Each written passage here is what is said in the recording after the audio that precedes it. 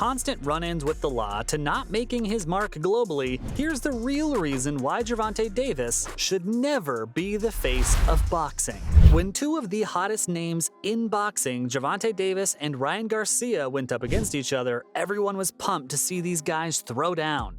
But during the 7th round, Garcia took a nasty punch to the body from Davis, and it hit him hard. He cringed in pain and dropped to the canvas. Tank proved why he was on top of his game and remained unbeaten. This fight had hype written all over it, and people had been talking about it for months, building up the anticipation. The tension between Davis and Garcia boiled over in the ring, with both fighters landing heavy blows, and Garcia hitting the mat not once, but twice. But even after the first knockdown, you couldn't predict the outcome. At the end of the day, Tank came out on top, and the win meant more than any other. He put on a performance that made him a superstar. But hold up a sec. That means he's gonna be seen as a role model for up-and-coming boxers, both inside and outside of the ring, and that's where things get a bit tricky. Gervonta doesn't have that role model rep he needs to call himself the face of boxing, and has had his fair share of legal troubles, including being involved in multiple criminal cases outside of boxing. The first time he was slapped with an arrest warrant was in 2019, when a little argument with someone at an ATM at a fancy mall in Virginia developed into a full-blown brawl. And if that wasn't enough, the police showed up to sort things out, and what does the fighter do? He starts mouthing off and arguing with the cops. It got even worse when Gervonta decided to take it up a notch and shoved one of the officers. I get it, people make mistakes and we all have our bad days. But when you're in the spotlight, especially as a professional athlete, you gotta be smarter than that. The worst part was that this wasn't his first time being caught in hot water, and not even a year after this, Gervonta faced a domestic violence charge. It all went down during a charity basketball game on Super Bowl weekend back in 2020, and was caught on camera. In this viral video, he was seen forcefully grabbing a poor woman near her neck, straight up yanking her out of her seat, which wasn't even the end of it. Next thing you know, Tank's dragging her out of the arena. With the two of them arguing like there's no tomorrow, the aftermath of this wild incident was even crazier, and Davis ended up being charged with simple battery domestic violence. But he went on social media to defend himself, denying that he ever laid a hand on the woman. According to him, he was just being aggressive and trying to get her attention, saying that she's the mother of his child, so he'd never hurt her. The post got deleted real quick. And that's not even the interesting part. In the arrest affidavit, the woman accused Tank of not only grabbing her shirt, but also dragging her to another room, and the surveillance footage caught a glimpse of Davis pulling his arm back and then swinging it forward as if he was about to hit her in the face. And if that wasn't enough, there were also pictures of the victim's injuries that were consistent with a punch to the face. It doesn't take a genius to connect the dots here, but that wasn't even the end of it. His biggest charge came later that year when he was celebrating a wild night out in downtown Baltimore. And instead of calling a cab or ordering an Uber, he hopped behind the wheel of a Lamborghini. One of Davis's entourage members arranged for a police escort from the nightclub to their hotel, and you'd think that'd keep them out of trouble. But nope.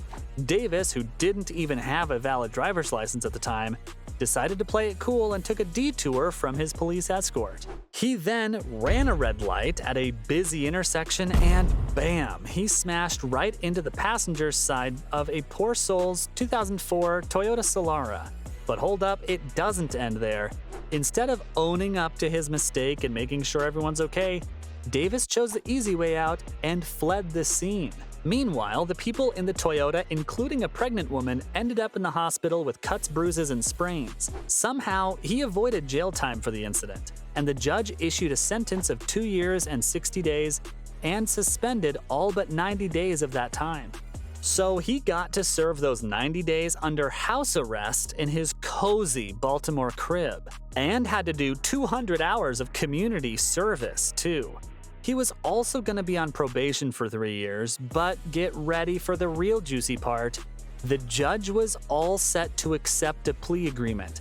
Guess what happened? The pregnant woman, Jair Smith, who got hurt in the accident, completely went against it. She admitted that she looked Gervonta right in the eyes the night of the hit and run and begged him for help. She told him she had to get home to her daughter and also confessed that she was pregnant, but Tank didn't even lift a single finger to help her out. He still fled the scene even after hearing that. So when you take a step back and look at the whole picture, it's not hard to think that this sentencing was very lenient.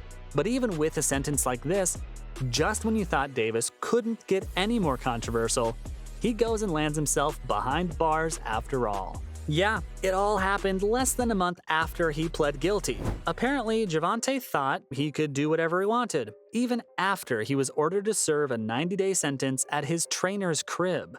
But he decided to ignore the trainer's crib part, and instead of chilling at Calvin Ford's place like he was supposed to, Gervonta left and stayed in a fancy hotel, and even got himself a brand new house. As you can imagine, this didn't sit well with the judge who initially sentenced Davis because she hadn't given him the green light for any of these moves, so naturally, the legal hammer came crashing down.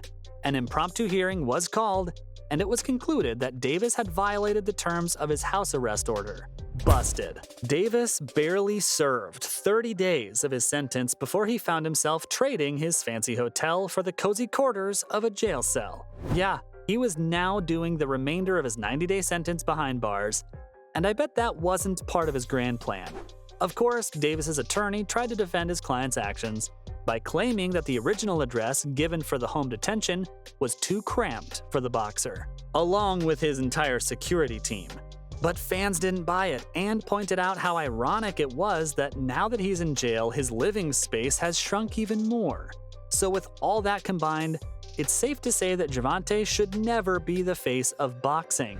Let's talk about the younger boxers. These young bloods already have some amazing boxing legends to idolize and look up to, like Muhammad Ali, Sugar Ray Leonard, Mike Tyson, and Floyd Mayweather, just to name a few. Then out of nowhere, here comes Gervonta, calling himself the face of boxing, and that seriously undermines the legacy of these legends, which is just not sitting well with fans.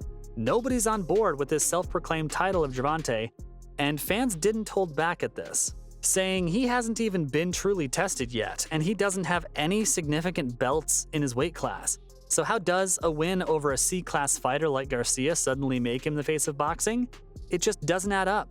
And fans speculate that it's just a narrative that the Premier Boxing Champions is trying to spin.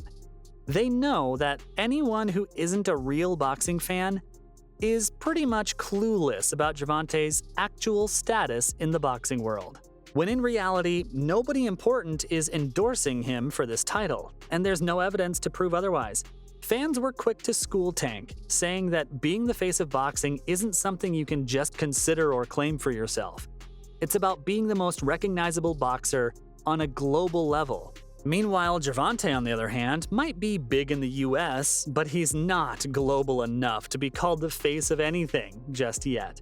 If Gervonta is being called the face of boxing by the media and his fans, it's because they want him to be. They're pushing that narrative. But let's be real here, he hasn't earned that title yet, and he never should. So from not making his mark globally to constant run-ins with the law, this was the real reason why Gervonta Davis should never be the face of boxing.